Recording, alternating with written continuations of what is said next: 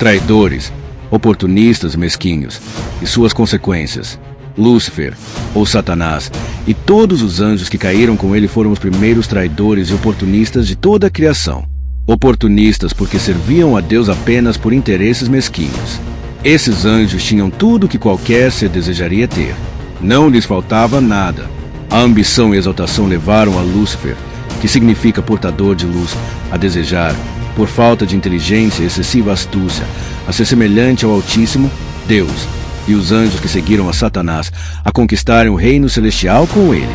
O profeta Isaías escreveu, conforme está escrito em seu livro, no capítulo 14, versículos de 12 a 15, o seguinte: Como caíste desde o céu, ó Lúcifer, filho da alva, como foste cortado por terra, tu que debilitavas as nações. E tu dizias no teu coração, eu subirei ao céu, acima das estrelas de Deus exaltarei o meu trono, e no monte da congregação me assentarei, aos lados do norte. Subirei sobre as alturas das nuvens, e serei semelhante ao Altíssimo, e contudo levado serás ao inferno, ao mais profundo do abismo. Após a queda, Lúcifer recebeu o título de Satanás, que significa adversário, e Diabo, que significa acusador, e os outros anjos que seguiram são chamados de demônios, que significa divindades menores ou espíritos malignos. Observe que a traição de Satanás e seus demônios os levou a, além de serem expulsos do céu, perdendo todas as benesses que tinham, serem condenados a sofrerem eternamente no inferno de fogo eterno, sem chance alguma de perdão. Deus não deu oportunidade de salvação a esses anjos caídos porque eles gozavam de toda espécie de bens do céu e viviam a serviço direto de Deus. Eles não apenas viram, mas usufruíram de todo o bem divino, inclusive recebendo poderes extraordinários para servirem a Deus diante do seu altar celestial. Deus, então, decidiu criar o homem para viver, a princípio, longe do céu, a fim de, utilizando-se também do livre-arbítrio, ao cair, tivesse oportunidade de arrependimento, perdão e salvação, o que não aconteceu aos anjos caídos, por já terem conhecido e convivido no céu com Deus. Além da horrenda traição, Satanás e todos os demônios, que são os anjos que caíram com ele, demonstraram ser extremamente oportunistas. Serviam a Deus apenas por interesses mesquinhos. Deus já sabia disto, mas permitiu que tudo acontecesse até o limite de tempo suficiente para esses anjos caídos nunca terem a oportunidade de acusarem a Deus de injustiça. Esta ocorrência é a demonstração de que Deus, desde as coisas criadas antes mesmo de fundar o mundo, com a formação também da terra, tivesse criaturas inteligentes, não manipuláveis com vontade própria. Deus determinou, por sua soberania, que quer viver eternamente com anjos e seres humanos que o amem espontaneamente e verdadeiramente. Quem gostaria de ser amado ou amado obrigatoriamente? Como homem e mulher, fomos criados à imagem e semelhança de Deus. Uma das características dessa semelhança é o fato de podermos amar. Por isto mesmo, o amor verdadeiro nunca será obrigatório, mas sempre espontâneo, nem traiçoeiro, oportunista ou mesquinho. Quem consegue amar e ser amado, experimenta, dentre todos os sentimentos, o mais elevado e inexplicável, que é o próprio amor. É por isto que a palavra de Deus, a Bíblia, na primeira carta do apóstolo João, no capítulo 4, versículos 8 e 16, afirma que Deus é o próprio amor. O apóstolo Paulo, inspirado pelo Espírito Santo, escrevendo a primeira carta aos Coríntios, no capítulo 2, versículo 9, diz: Mas, como está escrito, as coisas que o olho não viu, e o ouvido não ouviu e não subiram ao coração do homem, são as que Deus preparou para os que o amam. Normalmente, todo traidor é oportunista, e todo oportunista é mesquinho. Com relação ao homem e à mulher, desde a criação do mundo, Satanás e todos os demônios esforçam-se para levar o ser humano, feitos à imagem e semelhança de Deus, a repetirem, além de outros pecados, os erros que os fizeram despencar do céu, como raio. Conforme está registrado no Evangelho segundo escreveu Lucas, no capítulo 10, versículos 17 e 18, as palavras do Senhor Jesus Cristo que disse: E voltaram os 70 com alegria, dizendo: Senhor, pelo teu nome, até os demônios se nos sujeitam. E disse-lhes: Eu vi a Satanás, como raio, cair do céu. À semelhança do espírito das trevas, a palavra de Deus narra muitos fatos que marcaram as vidas de reis, profetas, sábios e cristãos.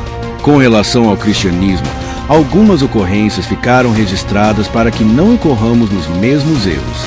Alguns casos levam-nos a repugnar veementemente as atitudes dos personagens e até julgá-los sem misericórdia. Um caso muito conhecido e citado é o de Judas Iscariotes. Judas foi escolhido pelo Senhor Jesus para ser apóstolo, mesmo sabendo que, dentre todos os traidores existentes naqueles dias, ele faria o seu papel espontaneamente. Judas traiu o Senhor Jesus Cristo como Lúcifer traiu a Deus. Creio que, como Judas nunca havia estado no céu, teve, antes da sua morte, oportunidade de arrependimento e conversão. Infelizmente, ao invés dele arrepender-se e converter-se verdadeiramente ao Senhor Jesus Cristo, o que resultaria em perdão completo pelo amor e misericórdia que o Senhor Jesus Cristo sempre demonstrou aos que arrependem-se e convertem-se verdadeiramente a Ele, cometeu um erro espiritualmente e eternamente fatal. Suicidou-se, não dispondo mais de oportunidade alguma de salvação. Judas até reconheceu a sua culpa, mas o que fez depois, por indução do diabo que habitava nele, conforme o Senhor Jesus Cristo afirmou em João, no capítulo 6, versículos 70 e 71, o impediu de ser perdoado e salvo. Veja o texto. Respondeu-lhe Jesus: Não vos escolhi a vós os 12, e um de vós é um diabo. Isto dizia ele de Judas Iscariotes, filho de Simão, porque este o havia de entregar, sendo um dos 12. Veja, também, em Mateus, no capítulo 27, dos versículos 3 ao 5, o que aconteceu. Então Judas, o que traíra, vendo que fora condenado, trouxe, arrependido, as 30 moedas de prata aos principais sacerdotes e aos anciãos, dizendo: Pequei, traindo sangue inocente. Eles, porém, disseram: Que nos importa? Isso é contigo. E ele, atirando para o templo as moedas de prata, retirou-se e foi enforcar-se. É lógico que o Senhor Jesus já sabia que Judas não se retrataria do seu pecado, por isso o escolheu para que seu sangue, o de Jesus, fosse derramado em uma cruz como o único pagamento por todos os pecados de cada um pecador, inclusive os de Judas. Com certeza, todos os pecados de cada pecador já estão pagos pelo sangue que o Senhor Jesus Cristo derramado na cruz. O único problema é que a maioria dos homens não aceita esse sacrifício como único e deseja pagar, por si mesmo, seus próprios pecados, coisa impossível. Ou quer ser salvo por merecimento, ainda que dentro de si reconheça que suas obras sejam insuficientes para pagar um preço tão alto que é a salvação da alma, o livramento da condenação eterna ao fogo do inferno e a entrada no reino do céu. Veja o que escreveu o apóstolo João em sua primeira carta no capítulo 1 e versículo 7. Mas, se andarmos na luz, como Ele na luz está, temos comunhão uns com os outros, e o sangue de Jesus Cristo, seu Filho, nos purifica de todo pecado. Agora, normalmente o ser humano nega-se a abandonar seus pecadinhos de estimação para servirem ao Deus que exige arrependimento sincero, conforme está escrito em Atos, no capítulo 3, versículos 19 e 20, que diz: Arrependei-vos, pois, e convertei-vos, para que sejam apagados os vossos pecados, e para que venham assim os tempos do refrigério pela presença do Senhor, e envie Ele a Jesus Cristo, que já dantes vos foi pregado. Diferente da tola atitude de Judas Iscariotes, o apóstolo Pedro, apesar de haver traído o Senhor Jesus Cristo, negando veementemente por 3 vezes consecutivas, arrependeu-se amargamente, com toda a sinceridade de coração.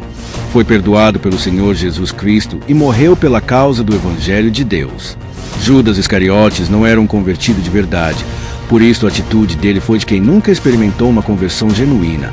Antes obedeceu a seu pai, o diabo, e suicidou-se. Pedro, servo verdadeiro de Deus, procurou socorro naquele que ele havia depositado sua fé, que chegou até a vacilar, mas foi fortificado após uma fraqueza. O Senhor Jesus Cristo permitiu que Pedro chegasse a cair, não o livrando da tentação, para que ele entendesse que era apenas um homem, sujeito a falhas, e não um supercristão como pensava ser. O rei Davi, homem segundo o coração de Deus, após ter cometido pecados, buscou na fonte correta o perdão e alívio para sua alma, como está escrito nos Salmos, no capítulo 51, versículo 17. Os sacrifícios para Deus são um espírito quebrantado. A um coração quebrantado e contrito não desprezarás, ó Deus. E nos Salmos, no capítulo 32, versículo 1. Bem-aventurado aquele cuja transgressão é perdoada e cujo pecado é coberto. Os registros bíblicos de homens de Deus que foram perdoados por pecados horrendos demonstram que todos sofreram duras consequências.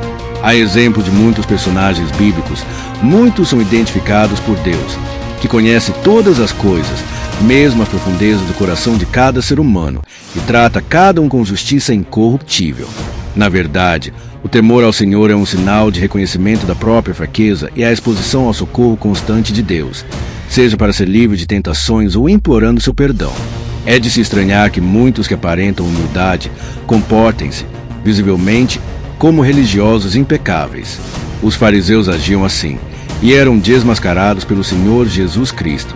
Há o exagero, também, de outros que, para não serem vistos como exaltados, vez por outra, cometem ações que não as praticariam em seu estado espiritual normal. Em todo caso, cabe ao Criador, Deus, julgar as ações de cada um, e a nós agirmos com uma única intenção, qual seja, pregar o Evangelho a toda criatura. Por falta ou exagero, cada um responderá diante do Senhor Jesus, seja no grande trono branco ou no tribunal de Cristo. A você, meu irmão, que deseja servir ao Senhor Jesus Cristo com amor e ser usado por Ele como vaso útil na causa celestial, atente apenas para a humildade verdadeira, misericórdia e amor a todos os homens, mesmo aqueles que fazem-se seus inimigos sem causa. O Senhor Jesus Cristo afirmou o seguinte, conforme está escrito em Mateus, no capítulo 5, versículo 44. Eu, porém, vos digo, amai a vossos inimigos, bendizei os que vos maldizem, fazei bem aos que vos odeiam, e orai pelos que vos maltratam e vos perseguem, para que sejais filhos do vosso Pai que está nos céus. Lembre-se que o Senhor Jesus Cristo sempre existiu junto com o Pai e o Espírito Santo, desde a eternidade passada, antes mesmo de existir qualquer criação. Portanto, o Senhor Jesus Cristo já existia na eternidade passada, antes de vir a este mundo em carne, com corpo físico, tendo seu corpo físico sido gerado pelo Espírito Santo no ventre de uma virgem, chamada Maria. Portanto, Maria foi mãe de Jesus como homem, nunca como Deus em espírito. Leia o que diz o apóstolo João, no seu livro, no capítulo 1, versículos 1 a 3, 14. No princípio era o Verbo, e o Verbo estava com Deus, e o Verbo era Deus. Ele estava no princípio com Deus. Todas as coisas foram feitas por ele, e sem ele nada do que foi feito se fez. E o Verbo se fez carne, e habitou entre nós, e vimos a sua glória, como a glória do unigênito do Pai, cheio de graça e de verdade. O Senhor Jesus Cristo morreu em uma cruz porque decidiu vir pagar todos os teus pecados com o sangue que derramou na cruz, porque ninguém pode pagar pecado algum, por todos os homens serem pecadores. Veja isto em Romanos, capítulo 3, versículos 10 a 12 e 23 a 25, que diz: como está escrito, não há um justo, nem um sequer, não há ninguém que entenda, não há ninguém que busque a Deus. Todos se extraviaram, e juntamente se fizeram inúteis. Não há quem faça o bem, não há nem um só. Porque todos pecaram e destituídos estão da glória de Deus, sendo justificados gratuitamente pela sua graça, pela redenção que há em Cristo Jesus, ao qual Deus propôs para a propiciação pela fé no seu sangue, para demonstrar a sua justiça pela remissão dos pecados dantes cometidos, sob a paciência de Deus. Leia, também, a carta do apóstolo Paulo a Tito, no capítulo 3, versículos 5 a 7, que diz: não pelas obras de justiça que houvéssemos feito, mas segundo a sua misericórdia, nos salvou pela lavagem da regeneração e da renovação do Espírito Santo, que abundantemente ele derramou sobre nós por Jesus Cristo, nosso Salvador, para que, sendo justificados pela sua graça, sejamos feitos herdeiros segundo a esperança da vida eterna. Veja, também, o que Paulo escreveu aos Efésios, no capítulo 2, versículos 8 e 9, que diz: porque pela graça sois salvos, por meio da fé, e isso não vem de vós, é dom de Deus, não vem das obras, para que ninguém se glorie. Portanto, o Senhor Jesus Cristo não impediu que fosse morto na cruz, porque se isto não tivesse acontecido jamais, ninguém poderia ir para o céu. O único sacrifício aceito por Deus, o Pai, como propiciação pelos pecados de cada pecador, foi o sangue do Senhor Jesus Cristo derramado na cruz, a fim de qualquer um que, pela fé, se arrepender de verdade do pecado e se converter somente ao Senhor Jesus Cristo, seja salvo ou seja, livre da condenação eterna ao fogo do inferno, que existe. E o próprio Senhor Jesus Cristo alertou sobre esse horrendo lugar que foi preparado para o diabo e seus anjos. Mas muitos, por rejeitarem a graça de Deus, estão indo para lá todos os dias. Veja o que está escrito em Mateus, no capítulo 25, versículo 41, que diz: Então dirá também aos que estiverem à sua esquerda: Apartai-vos de mim, malditos, para o fogo eterno, preparado para o diabo e seus anjos. Leia também o que o Senhor Jesus Cristo disse, conforme está escrito em Mateus, no capítulo 10, versículo 28, que diz: E não temais os que matam o corpo e não podem matar a alma. Temei antes aquele que pode fazer perecer no inferno a alma e o corpo. O Senhor Jesus Cristo morreu na cruz porque ama muito cada um de nós, mas precisamos corresponder a esse tão grande e inexplicável amor, apenas nos arrependendo verdadeiramente dos pecados e nos convertendo somente a Ele, ao Senhor Jesus Cristo. Nada mais que isto. Veja o que diz o apóstolo João, no capítulo 3, versículos 16 a 18 do seu livro. Porque Deus amou o mundo de tal maneira que deu seu Filho unigênito, para que todo aquele que nele crê não pereça, mas tenha a vida eterna. Porque Deus enviou seu Filho ao mundo, não para que condenasse o mundo, mas para que o mundo fosse salvo por ele. Quem crê nele não é condenado, mas quem não crê já está condenado, porquanto não crê no nome do unigênito Filho de Deus.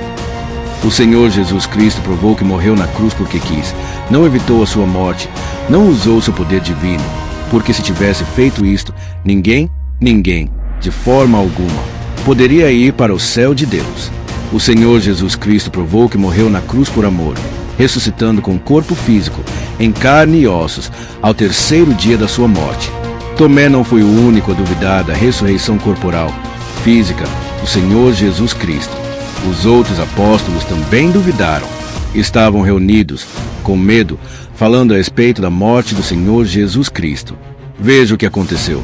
Conforme está escrito no Evangelho segundo escreveu Lucas, no capítulo 24, versículos 36 a 45, que diz: E falando eles destas coisas, o mesmo Jesus se apresentou no meio deles, e disse-lhes: Paz seja convosco. E eles, espantados, atemorizados, pensavam que viam algum espírito. E ele lhes disse: Por que estáis perturbados, e por que sobem tais pensamentos aos vossos corações? Vede as minhas mãos e os meus pés, que sou eu mesmo.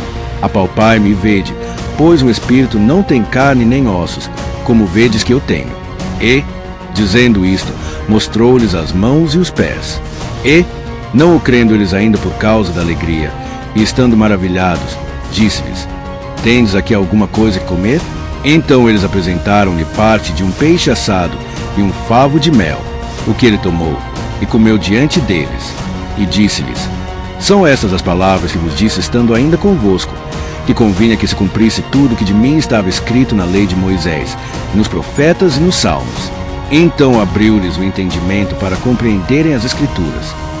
A você que, humildemente, já está entendendo que é apenas um religioso e que precisa ter uma experiência pessoal como o Senhor Jesus Cristo, recebendo como único Salvador e Senhor.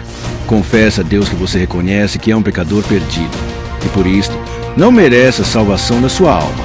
Diga a Ele que crê, recebe, em seu coração, o sacrifício do sangue derramado pelo Senhor Jesus Cristo na cruz, como o único que pode purificar você de todos os seus pecados, perdoando completamente. Diga, também, a Deus que crê, recebe, a verdade da ressurreição corporal, em carne e ossos, física, do Senhor Jesus Cristo, ao terceiro dia da sua morte, deixando o túmulo vazio e vencendo a morte no teu lugar, por você também. Peça a Deus que conceda a você a graça de ter o Espírito Santo habitando dentro de você, a partir de agora, para que você tenha certeza de morar no paraíso, no céu, não sendo nunca mais condenado ao inferno de fogo eterno. Peço ao bom Deus que abra o entendimento de todos os que assistiram este vídeo para possam desfrutar da vida eterna no céu de Deus. Confesse este Evangelho do Senhor Jesus Cristo a todos os que você puder, porque o tempo está muito próximo, e o Senhor Jesus Cristo está voltando nas nuvens do céu para arrebatar a todo aquele que o recebeu verdadeiramente como único Salvador e Senhor. Veja o que o Senhor Jesus Cristo disse, conforme está escrito em Mateus, no capítulo 10, versículos 32 e 33. Portanto, qualquer que me confessar diante dos homens, eu confessarei diante de meu Pai, que está nos céus. Mas qualquer que me negar diante dos homens, eu negarei também diante de meu Pai, que está nos céus. Veja, também, o que está escrito em Mateus, no capítulo 24, versículos 27 a 33, que diz: Porque, assim como o relâmpago sai do Oriente e se mostra até o Ocidente, assim será também a vinda do Filho do Homem. Porque onde quer que estiver o cadáver, ali se ajuntarão as águias. E, logo depois da aflição daqueles dias, o sol escurecerá, e a lua não dará a sua luz, e as estrelas cairão do céu, e as potências do céu serão abaladas. Então aparecerá no céu o sinal do Filho do Homem, e todas as tribos da terra se lamentarão, e verão o Filho do Homem, vindo sobre as nuvens do céu, com poder e grande glória. E ele enviará os seus anjos com rijo clamor de trombeta, os quais ajuntarão os seus escolhidos desde os quatro ventos, de uma outra extremidade dos céus. Aprendei, pois, esta parábola da figueira. Quando já os seus ramos se tornam tenros e brotam folhas, sabeis se está próximo o verão. Igualmente, quando virdes todas estas coisas, sabei que ele está próximo, às portas.